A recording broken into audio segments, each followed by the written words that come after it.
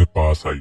उसने अपने साथ बैठने का इशारा किया और थोड़ी सी जगह दी। क्या मतलब बाबा, आप चाहते हैं कि मैं आपको छोड़ के चली जाऊं? नहीं, ऐसा सोचिएगा भी मत बाबा, हम दोनों के अलावा और है भी कौन हमारे साथ। परी ने जैसे ही सुना कि शहाब उसे पेरिस भेजना चाहते हैं तो उसने फौरन उसके खिलाफ एहतजाज करना शुरू कर दिया। लेकिन बेटा, वहाँ तुम्हारे चाचू तुम्हारा पूरा ध्यान रखेंगे और मैंने जल्द अज जल्द तुम्हारे चाचू को फरहान और तुम्हारे निकाह का कह देना है। शहाब साहब ने एक और बम परी के सर पर फोड़ा। परी इस बात को खातिर में ना लाते हुए वहाँ से उठने लगी कि शहाब साहब दोबारा बोल उठे, वो जो जावेद अंकल है ना, मैं तो उनके पास ही रहूंगा, उन्होंने ही तुम्हारे वीजे का इंतजाम किया है और मुझे उम्मीद है मेरी बेटी मेरी बात को समझेगी। और उसके कंधे पर प्यार और मान की थपकी देकर चले गए। रात भर परी इसी कश्मकश में थी कि आखिर उसके बाबा ने इतना बड़ा फैसला क्यों लिया, और वो भी यूं अचानक, जबकि शहाब साहब ने जमशेद की बढ़ती हुई साजिश को रोकने के लिए और अपनी बेटी को उससे दूर करने के लिए दिल पर पत्थर रखकर ये कुर्बानी का फैसला किया। वो उसका साया भी उससे दूर करना चाहते थे। उस सोफे में वो दोनों बहुत मुश्किल से पूरे आए थे और तरतीब कुछ ऐसी थी कि बेला आधी खान के ऊपर आ रही थी। खान की एक टांग बेला की दोनों टांगों के दरमियान थी और खान का एक हाथ बेला के पेट पर था और खुद वो स्क्रीन में कुछ लगाने में मसरूफ था। अचानक खान ने अपनी टांग थोड़ी सी ऊपर की तो बेला सिसक उठी, जिस पर खान तैश में आ गया। Relax darling, I am your hubby, don't feel shy. महरम हूँ तुम्हारा, पूरा पूरा हक रखता हूँ, इसलिए डोंट ओवर रिएक्ट। खान ये कहकर दोबारा अपने काम में मसरूफ हो गया, बल्कि अब उसकी बेला के पेट पर गिरफ्त और भी सख्त हो गई थी। अब बेला को एक ही बात का डर था कि ना जाने वो उसके साथ क्या करेगा। खैर, अभी तो वो मसरूफ दिखाई दे रहा था। अचानक ही उसे बेला के पहने हुए अपर को पकड़कर उसे उतारने का कहा। लेकिन मैं इसके साथ बेहतर महसूस कर रही हूँ, उसने डरते डरते एहतजाज किया। लेकिन ये मेरे काम में दखल अंदाजी कर रहा है जो मैं बर्दाश्त नहीं कर सकता। खान ने आगे से तीखा जवाब दिया। उसका वो अपर हवा की वजह से खान को मुश्किलात में डाल रहा था। बेला फौरन उतरी और चेंजिंग रूम में जाने लगी। रुको, कहाँ चली है? चेंज करके भी तो तुमने मेरे पास ही आना है, तो इससे बेहतर है कि यहीं उतार दो। उसे खान की आवाज सुनाई दी। वो मरती क्या न करती के तहत वापस मुड़ गई और आहिस्ता आहिस्ता स्ट्रैप खोलने लगी और शर्म की वजह से आंखें बंद कर ली। उसका अपर उसके बदन पर से जमीन बोस हो चुका था। खान की नजरें उसका एक्सरे करने में मगन थी। फिर अचानक होश में आया और वापस बैठने का कहा। इस लाल रंग में उसका जिस्म अपने पूरे जौहर पे था।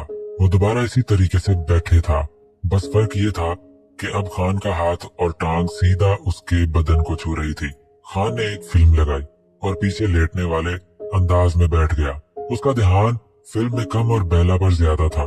खान ने बेला को भी पीछे लेटने का कह दिया, जिसको मूवी में कोई दिलचस्पी नहीं थी और वो तो बस इधर से गुम होना चाहती थी। बेला ने खान के सीने पर टेक लगाई हुई थी। थोड़ी देर बाद खान ने अपनी जेब से एक ब्रांडेड तंबाकू का पैकेट निकाला और सुलगाने लग गया। बेला आहिस्ता आहिस्ता मूवी में मगन होने लगी। खान ने सिगार को थोड़ा आगे से पकड़ा और पिछला हिस्सा उसके जिस्म के पास ले गया और कमर के गिर्द फेरने लगा। बेला को ऐसे तो लग रहा था कि कोई चीज उसके जिस्म पर रेंग रही है, लेकिन पीछे देखने की हिम्मत नहीं कर सकती थी। खान अब उसके निचले हिस्से में पहुंच गया था और सिगार को उसके पेट के नीचे फेरने लगा, जिससे बेला के जिस्म में हलचल सी होने लगी और वो आहिस्ता आहिस्ता सिगार को और नीचे ला रहा था, जिससे बेला का जिस्म कांपने लग गया था। क्या हुआ darling, is there any problem? उसने बेला से पूछा। वो मुझे सर्दी लग रही है, उसने कांपते हुए कहा। ओह, ये तो एक संगीन मसला है, तुम यहीं बैठो। ये कहकर वो उठा और एक सफेद रंग की चादर ले आया। लेकिन मुझे तो बहुत ही गर्मी चढ़ी हुई, तो मैं ऐसा करता हूँ कि अपनी शर्ट उतार देता हूँ। ये सही है। उसने अपनी शर्ट उतार कर ऊपर वही चादर कर ली और सोफे पर आ गया और बेला को उसमें आने का हुक्म दिया। अब दोनों इसी चादर में थे और सिर्फ उनके मुंह चादर से बाहर थे। आज दोबारा वो अपने डैड के कहने पर उसे बाहर घुमाने लाया था। कबीर को यहाँ आए हुए तकरीबन 4 साल हो चुके थे और इस दौरानिया में वो जूलियाना और जूली को बहुत अच्छे से जान गया था। उसे ये भी मालूम था कि जूली उसे अपनाना चाहती है, तभी उसने कई बार उसे अपने फ्लैट में दावत खास दी, क्योंकि ये वहाँ का रिवाज था। शादी का कोई कॉन्सेप्ट नहीं था और कबीर भी उसकी दावत को कबूल करता था। लेकिन जब भी वो करीब आना चाहती तो ये कोई ना कोई बहाना बनाकर वहां से पतली गली निकलता। जब जूली को पता चलना शुरू हुआ कि कबीर उससे दूरी बरत रहा है तो उसने उसे अपनी तरफ अट्रैक्ट करने के लिए और भी जतन करना शुरू कर दिए। आज भी वो शॉर्ट पहन के आई थी और डार्क रेड लिपस्टिक में उसके होंठ कबीर को बहका रहे थे। तभी वो उसकी तरफ देखने से परहेज कर रहा था और जूली उसे बार बार उकसा रही थी। अचानक ही उसने आह की आवाज निकाली।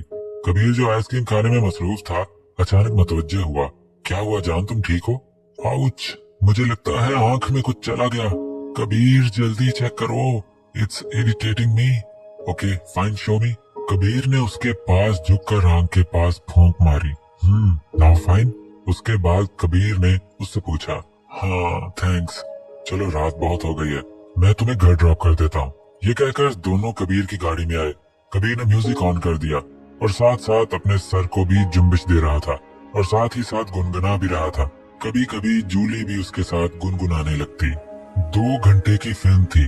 खान ने जिसकी स्पीड स्लो करके उसे पूरे 3 घंटों का बना दिया था, वो मखमली डब्बी खान ने सोफे के पीछे ही छुपा दी थी। जैसे ही मूवी खत्म हुई तो खान ने बेला की तरफ देखा जो सो चुकी थी। हल्की हल्की पीली रोशनी में उसका जिस्म और भी जगमगा रहा था। उसने बेला के ऊपर से चादर हटा दी थी। उसका जिस्म अब पसीने से तर था, शायद खान की कुर्बत की वजह से। खान उसके नाजुक जिस्म पर हाथ फेर रहा था और उसके जिस्म की हरारत को खुद में समा रहा था। अचानक उसकी नजर बेला की नाफ पर गई और फिर जज्बात की आड़ में आकर उसने अपना मुंह नाफ के पास लाकर अपने लब उस पर रख दिए और आहिस्ता से अपने दांत से उसको दबाया, जिस पर वो हल्का सा कसमसाई। उसने बेला पर वही चादर करवा दी और खुद बेड पर आकर सो गया। परी ने अपनी पैकिंग मुकम्मल कर ली थी। 2 दिन बाद उसने पेरिस जाना था और अभी तक उसे यकीन नहीं आ रहा था और समझ भी नहीं आ रही थी कि उसके पीछे क्या रीजन है जो उससे छुपाई जा रही है। वो वहां जाकर अपनी पढ़ाई मुकम्मल करेगी और शादी नहीं। ये बात उसने शहाब साहब से साफ साफ कर दी थी और आज उसने अपनी दोस्तों को फेयरवेल पार्टी देनी थी, इसलिए उसने अपना नया फ्रॉक बाहर ही रख लिया था और बाकी का सामान पैक कर लिया। थोड़ी देर बाद वो वॉशरूम से निकली और मेकअप के नाम पर थोड़ा सा मस्कारा लगाया और काजल से आंखों को और भी मोटा किया। अचानक उसकी नजर अपनी गर्दन पर गई। उसकी मैक्सी का गला डीप होने की वजह से उसका तिल नुमाया हो रहा था। उसने फौरन बेस निकाल कर उसको छुपाने के लिए उस पर लगाया और उसके बाद एक सोने की बारीक चैन से अपने गले की जीनत बढ़ाई। वो दोनों अब कार से बाहर निकल आए थे और जूली उसे फौरन फोर्स कर रही थी कि वो भी उसके साथ उसके फ्लैट पर आए, लेकिन वो था कि मानने को तैयार ही नहीं हो रहा था।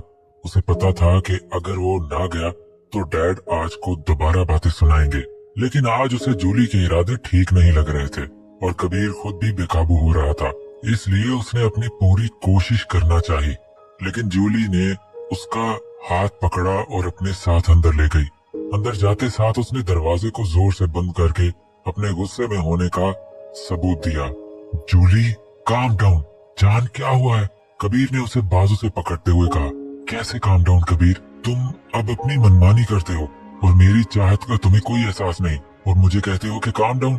अब उसने कबीर का गिरबान पकड़ लिया था और उसकी गर्दन पे उंगलियां फेर रही थी। आज नहीं, आज बहुत हुआ, ये कहकर कबीर के सीने के साथ लग गई। कबीर के गले के 2-4 बटन खुले होने की वजह से उसने कबीर के सीने पर अपने लब रख दिए, जबकि कबीर अपना आप छुड़वाने के लिए पीछे को होता गया और दीवार के साथ लग गया। Jolly leave me, damn it, are you in our senses? Kabir ने तैश में आकर जोर से जूली को दूर धकेलना चाहा, लेकिन उसकी शर्त में इजाफा हो गया था और जा बजा अपने लिपस्टिक के निशान उस पे छोड़ दी गई। ये सब कबीर की बर्दाश्त से बाहर होता जा रहा था।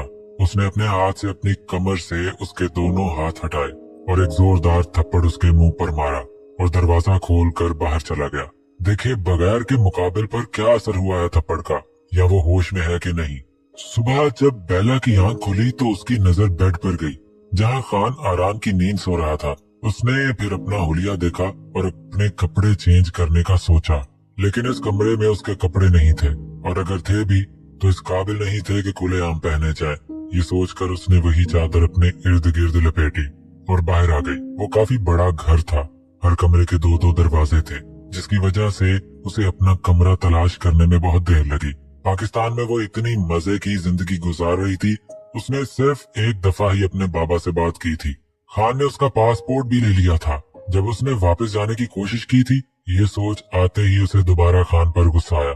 बालकनी से गुजरते हुए अचानक उसकी नजर टेलीफोन पर गई, जो कि एक ऊंचे से टेबल पर था। उसने फौरन ही टेलीफोन उठाया और पाकिस्तान का नंबर डायल करने लगी, लेकिन उस फोन पर आवाज नहीं आ रही थी। जैसे ही उसने स्क्रीन पर देखा तो पता चला कि फोन डेड था। उसने इधर उधर नजर दौड़ाकर तार देखी कि अपने पीछे खान की आवाज सुनाई दी। तुम यहाँ क्या कर रही हो? उसकी आवाज से वो सहम गई और उसे लगा कि वो पकड़ी गई है। कुछ पूछ रहा हूँ मैं तुमसे। दोबारा आवाज से उसने होश की दुनिया में कदम रखे। जी मैं वो, मेरे कपड़े नहीं है तो वो तलाश कर रही थी। हाँ, तुम्हारे कपड़े मुझे याद नहीं रहा लाने, तो तुम ऐसा करो कि ऊपर मॉम डैड के रूम में जाओ, शायद उनका कोई एक आध पड़ा हो, तुम वो पहन लेना ड्रेस। मैं फ्री होकर तुम्हें ले जाऊंगा शॉपिंग पर। खान ने अपनी बात मुकम्मल की और रूम में चला गया।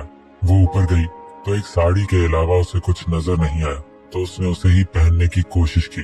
उसके दराज कद पर वो बहुत कमाल लग रही थी। उसके बाद उसने कुछ बनाने के लिए किचन का रुख किया। उसने साड़ी का पल्लू एक तरफ से अंदर किया और खुले हुए बाल बांधने का सोचा। ये देखे बगैर कि कोई उसके पीछे खड़ा उसे अपनी नजरों में उतार रहा है। पहले तो उसके लंबे बालों ने उसकी कमर को छुपाया हुआ था, लेकिन जब उसने अपने बाल बांध दिए तो उसकी कमर हुक खुले होने की वजह से साफ नजर आ रही थी। खान अब आहिस्ता आहिस्ता उसके पास जाने लगा। बेला को क्लोन की खुशबू आई तो उसने पीछे मुड़कर देखना चाहा, लेकिन खान ने उससे पहले ही बेला को अपनी बाहों में भर लिया था। बेला का सर उसके सीने तक आ रहा था। खान पहले अपनी उंगलियां उसकी कमर पर फेरने लगा और उसे एक झटके के साथ शेल्फ पे लगाया। उसके बाद गले की डोरी बांधी और फिर ब्लाउज का हुक लगाने लगा। उसके बाद बेला का रुख अपनी जानिब किया। वैसे शौहर की पसंदीदगी का ख्याल तो तुम बहुत अच्छे से रखती हो, खान ये कहकर चला गया। बेला की समझ में न आया कि खान को साड़ी पसंद है, तभी उसने ये बात की है। परी एयरपोर्ट पर अपने बाबा के गले लग के बहुत रोई। उसकी जिंदगी का आगाज होने जा रहा था, जिसमें उसके बाबा उसका साथ नहीं दे सकते थे। अब आगे की लड़ाई उसने खुद ही लड़नी थी। जैसे ही उसके बाबा ने उसको जमशेद उर्फ जीनी का बताया कि कैसे वो बच्चों को किडनैप करके उनसे काम निकलवाता है, वैसे ही उसने जमशेद का नाम एनजीओ में दर्ज करवाया था। लेकिन ये बात जमशेद से छुपी न रह सकी और उसने शहाब के घर आना जाना शुरू कर दिया कि अपनी बेटी को संभाल के रखो, नहीं तो वो शहाब की सच्चाई परी को बता देगा। जैसे ही जमशेद को पता चला कि परी पेरिस आ रही है तो उसके पांव से जमीन निकल गई, क्योंकि उसे अंदाजा था कि परी ने यहाँ आकर उसके खिलाफ काम जारी रखना है और पाकिस्तान में तो सिर्फ किडनैपिंग की गर्ज से जाता था। असल मुल्क तो उसका पेरिस ही था, जहाँ उसकी एक इज्जत थी और उसके काले करतूतों को कोई नहीं जानता था, यहाँ तक कि उसका बेटा भी नहीं। लेकिन अब उसके लिए खतरे की घंटी थी तो सिर्फ परी। कबीर, कहाँ हो तुम बगैरत इंसान? जमशेद साहब ने अपने बेटे को बुलाया। कबीर जो जिम रूम में था फौरन भागा हुआ उसके पास आया। यस डैड, क्या हुआ? चटाख! जमशेद साहब ने जोर का थप्पड़ उसके मुंह पर मारा। इससे भी जोर का तुमने मारा होगा उसे, कि उसे बेहोश कर दिया। जमशेद उस पर बरस पड़ा था। तुम्हें नहीं पता, लाखों की डेट फाइनल हुई है मिस्टर जेम्स के साथ, और तुम उनकी बेटी के साथ ऐसा सलूक कर रहे हो। बट डैड, मुझे नहीं पता था कि वो बेहोश हो गई है। जो भी हो, वो है तो मेरी मंगेतर ना, मैं बिला वजह उस पर हाथ क्यों उठाऊंगा? उसने, कबीर इतना ही बोलता है कि जमशेद उसकी बात काट देता है। हाँ, उसने तुम्हें गले लगाया, तुम्हारे करीब आई तो तुमने दे मारी उसे? नहीं डैड, वो बस बहुत हुआ।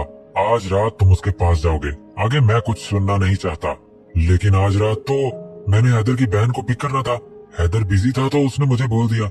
वाह वाह जी वाह, उसका बड़ा ख्याल है तुम्हें। हाँ, मैं फजूल बहस नहीं करना चाहता तुमसे। Now get lost. जब कबीर चला गया